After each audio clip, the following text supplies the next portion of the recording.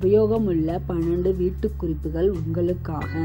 4 பாதாம் பருப்புகளை எடுத்து இரவில் ஊற வைத்து காலையில் நன்றாக அரைத்து பாலில் கலந்து குழந்தைகளுக்கு கொடுத்தால் குழந்தைகள் புத்திசாலியாகவும் சுறுசுறுப்பாகவும் இருப்பார்கள். தினமும் சிறிது துளசி இலைகளை மென்று தின்றால் சுவாச பகுதி நோய்கள் வராது. எலுமிச்சை பழ சர்பத் தயாரிக்கும் போது கொஞ்சம் இஞ்சி சாற்றை கலந்தால் சுவையாகவும் மணமாகவும் இருக்கும். வெண்டைக்காய் சமைக்கும் போது ஒன்றோடு ஒன்று ஒட்டாமல் இருக்க சமைப்பதற்கு முன் அதில் சிறிதளவு எலுமிச்சை சாற்றினை தெளிக்கவும். அரிசி உப்புமா செய்யும் போது அதில் கொஞ்சம் வேக வைத்த காரமானியை கலந்து அடையாக தட்டி இட்லி தட்டில் வேக வைத்தும் சாப்பிடலாம். காரையாடான் நோன்பு அடை போல சூப்பராக இருக்கும். கீரையை வேக விடும்போது சிறிது எண்ணெயை அதனுடன் சேர்த்து வேக வைத்தால் கீரை பசுமையாக ருசியாக இருக்கும். பூரி மாவுக்கு பிசையும் போது கொஞ்சம் சர்க்கரை சேர்த்து பிசைந்தால் பொரித்த பூரி அதிக நேரம் நமுத்து போகாமல் இருக்கும்.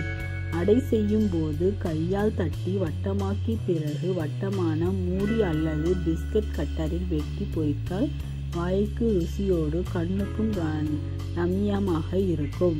இட்லிக்கு ஊற்றிய கொள் நல்லெண்ணெயை லேசாக காய்ச்சி சிறிது கடுகு பெருங்காயம் தாளித்து உபயோகப்படுத்தினால் இன்னும் 2 சாப்பிட தோன்றும்.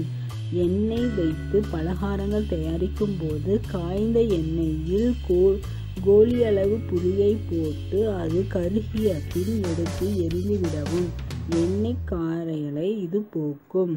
ஜவ்வரிசி அல்லது அரிசி கூழ் கிளறும் போது கசகசாவையும் 1-2 பொடி செய்து போட்டு கிளறி வடம் அல்லது வற்றல் தயாரித்தால் பொரிக்கும் போது தனி மணமும் ருசியும் காணலாம். செய்யும் போது பிடி வேர்க்கடலையை எடுத்து தோல் நீக்கி அரை மணி நேரம் நீரில் ஊற வைத்து நைஸாக அரைத்து சேர்த்தால் கிரேவி ரிச்சாக டேஸ்ட் அபாரமாக இருக்கும். மீண்டும் இச்சேனலை பற்றி தெரிந்து கொள்ள சப்ஸ்கிரைப் செய்யவும்.